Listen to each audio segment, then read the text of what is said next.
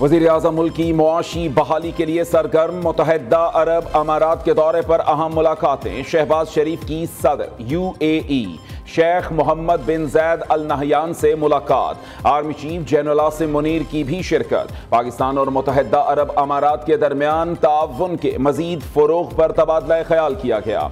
वज़ीर-ए-आज़म शहबाज शरीफ की UAE के नायब सदर वज़ीर-ए-आज़म और दुबई के फरमारवा शेख मोहम्मद बिन राशिद अल मकतूम से भी मुलाकात। शेख मोहम्मद बिन राशिद अल मकतूम का इक्तसादी और सकाफती ताल्लुकात मजीद मजबूत बनाने के अज़्म का इयादा।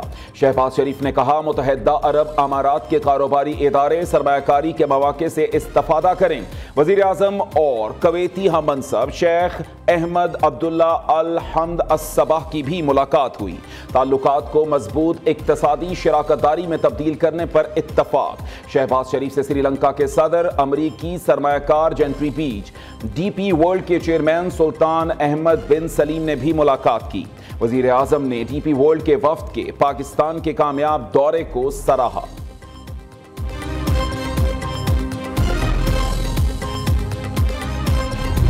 पानी PTI का खत आईनी कमेटी को भेज दिया, वही फैसला करेगी। खत लिखने वाले जजेस को इंतजार करना चाहिए था। खत मुझ तक पहुंचने से पहले दूसरों तक पहुंच जाता है। खत लिखने से मुताल्लिक पुरानी आदतें जल्द ठीक हो जाएंगी, इन्हें ठीक होने में वक्त लगेगा। नेशनल जुडिशल पॉलिसी पर तजावीज़ के लिए वज़ीर-ए-आज़म और अपोजिशन लीडर को दावत दी है। जुडिशल कमीशन के आइंदा इजलास में जस्टिस मियां गुल हसन औरंगजेब का नाम दोबारा ज़ेर गौर आएगा। जो मेरे इख्तियार में है वो जरूर करूंगा। चीफ जस्टिस याहिया आफरीदी की IMF वफ्द से मुलाकात के बाद सहाफियों से गुफ्तगू। कहा, IMF वफ्द को बताया कि अदलिया की आज़ादी का हल्फ उठा रखा है। अदालती निज़ाम इस्लाहात से मुताल्लिक भी वफ्द को आगाह किया। वफ्द ने मुआहिदों की पासदारी और प्रॉपर्टी हुकूक के बारे में पूछा, उस पर उन्हें जवाब दिया, यह हमारा काम नहीं है कि आपको सारी तफसील बताएं। चीफ जस्टिस से IMF वफ्द की मुलाकात का एलामिया जारी कर दिया गया।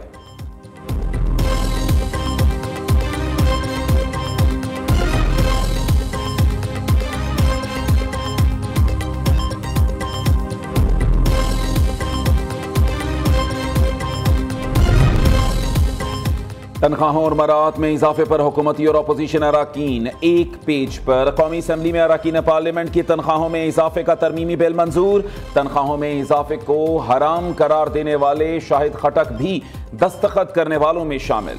अराकीन पार्लियामेंट की तनख्वाह और मराहत विफाकी सेक्रेटरी के बराबर कर दी गई। MNA और सेनेटर की माहाना तनख्वाह और मराहत 5,19,000 मुकर्रर करने की मंजूरी दी गई। रहनुमा पीपल्स पार्टी आसिफा भुट्टो का नाम तनख्वाह वसूल करने वाले अराकीन में शामिल नहीं।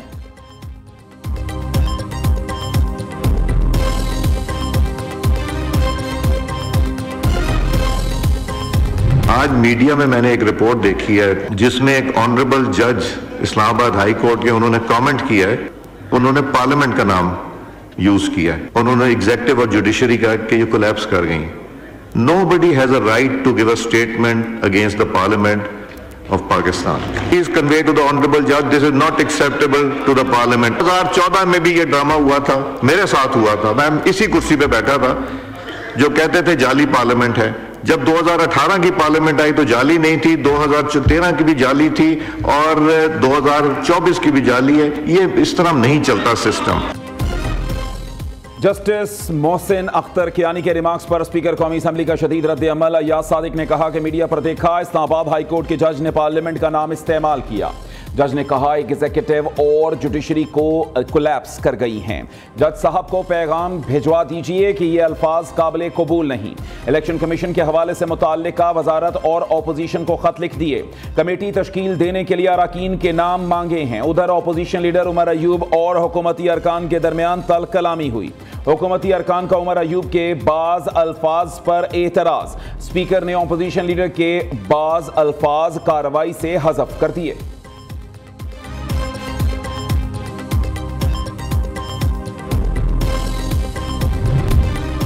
किसी सुतून के पांव हवा में हैं तो उसका सबब उस सुतून का अपना खोखलापन हो सकता है।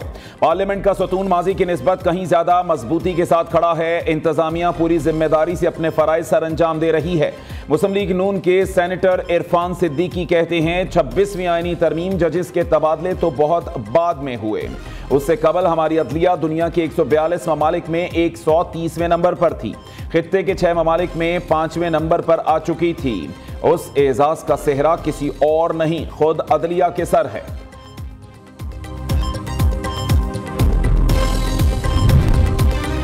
पीटीआई इंट्रा पार्टी इंतखाबात के इलेक्शन कमीशन ने जवाब जमा कराने के लिए 4 मार्च तक मजीद मोहलत दे दी। बैरिस्टर गौहर कहते हैं चीफ इलेक्शन कमिश्नर और 2 मेंबरान अपनी आईनी मुद्दत पूरी कर चुके। चीफ इलेक्शन कमिश्नर और 2 मेंबरान के लिए मुख्तलिफ नामों पर गौर कर रहे हैं। बानी पीटीआई के खत का जवाब मिलने के लिए पुरउम्मीद हैं। मुल्क के सबसे बड़े लीडर के खत को पढ़ने की जरूरत है। बानी पीटीआई ने डील करना होती तो बीमारी का बहाना बनाकर बैरूने मुल्क चले गए होते। ओवरसीज पाकिस्तानियों से पैसे ना भिजवाने की कॉल बानी पीटीआई की है।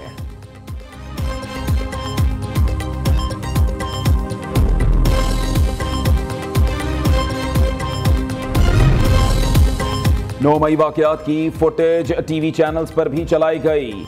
कोर कमांडर्स हाउस में घुसकर तोड़ फोड़ की गई। आजकल जलाओ घेराव करना, तोड़ फोड़ करना फैशन बन चुका है। जस्टिस हसन अजहर रिजवी के फौजी अदालतों में सर्वेलियंस केस में रिमार्क्स। जस्टिस जमाल मंदुखेल ने इस्तफसार किया, किसी आम शहरी के घर घुसना भी जुर्म है। मुल्जिमान ने मिलिट्री कोर्ट्स हवालगी को चैलेंज क्यों ना किया? क्या यह मुल्जिमान की जानिब से लापरवाही नहीं बरती गई? वकील सलमान अकरम राजा ने दलाइल दिए। मरकजी फैसले में कहा गया कि आर्टिकल 175 की शिक 3 से बाहर अदालतें कायम नहीं हो सकती। आर्मी ऑफिसर्स पर भी आर्टिकल 175 की शिक 3 का इत्तलाक होना चाहिए। जस्टिस मोहम्मद अली मजहर बोले, अदालती फैसलों में जो निशानदही की गई क्या उस पर कानून साजी हुई? जस्टिस नईम अख्तर ने सवाल किया, जो काम पार्लियामेंट के करने का है उसे सुप्रीम कोर्ट से क्यों कराना चाहते हैं?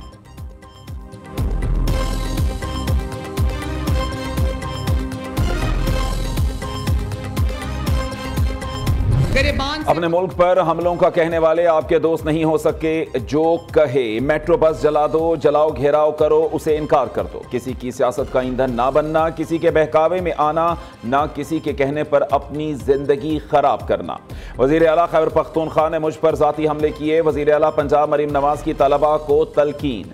उधर वजीर आला की ज़ेरे सदारत सूबाई काबीना इजलास में अहम फैसले, मुतअद्दिद प्रोजेक्ट्स की मंजूरी दी गई। Special economic zone, industrial estate small, industrial estate के लिए zero time to start policy की मंजूरी। कैंसर का जदीद तरीका इलाज भी मुतारिफ कराने का फैसला। वजीर आला मरीम नवाज कहती हैं, सरमायाकार आएं, इंडस्ट्री लगाएं, काम करें, कार्रवाई बाद में होगी। जितनी इंडस्ट्री लगा सकते हैं लगाएं, फौरी तौर पर एनओसी मिलेगा। ट्रम्प सर्विस शुरू करने के लिए प्लान तलब कर लिया।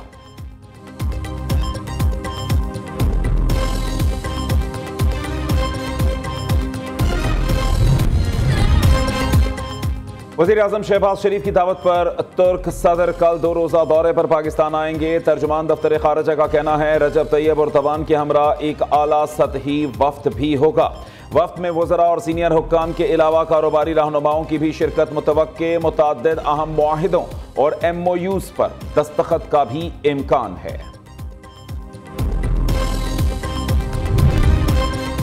लीबिया कश्ती हादसा, अब तक 16 लाशें निकाली जा चुकी। FIA की 7 पाकिस्तानियों के जाँ बहक होने की तस्दीक। 6 जिला कुरम और 1 बाजोड़ का रिहायशी है। तर्जुमान दफ्तर खारजा के मुताबिक कश्ती में 63 पाकिस्तानियों समेत 73 अफराद सवार थे। हादसे में 37 लोग जिंदा बच गए, 10 पाकिस्तानी लापता हैं। जख्मियों में 1 अस्पताल में और 33 पुलिस की तहवील में हैं। वजीर आजम का लीबिया कश्ती हादसे पर गहरे दुख और अफसोस का इजहार। मुतल्लिका हुक्काम से रिपोर्ट तलब।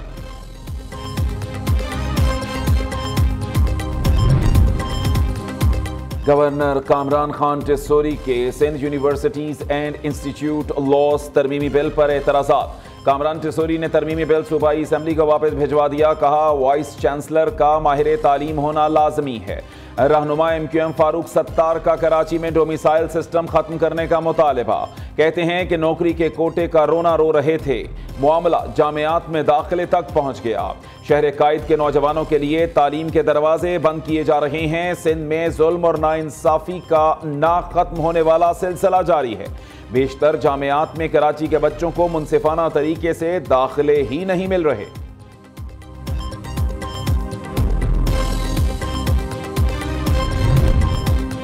शर्जील मेमन ने MQM के इल्जामात मुस्तरद कर दिए। मुतहद्दा को कराची का ठेकेदार बनने से गुरेज का मशवरा। सिंध के सीनियर वजीर का कहना है, नफरत की सियासत ने मुतहद्दा को तकसीम दर तकसीम कर दिया।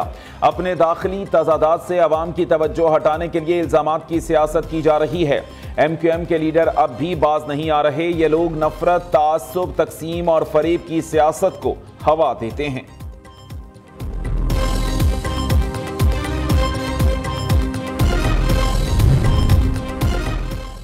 मरी में तवील खुश्क साली के बाद बर्फबारी शुरू। मलका कोहसार आए सयाह लाइव बर्फबारी देखकर खुशी से निहाल, खूब सेल्फियां बनाई। सवात के सयाहती मकाम आलम जब्बा में भी आसमान से रुई के गाले गिरने का सिलसिला जारी। पहाड़ों ने सफेद चादर ओढ़ ली।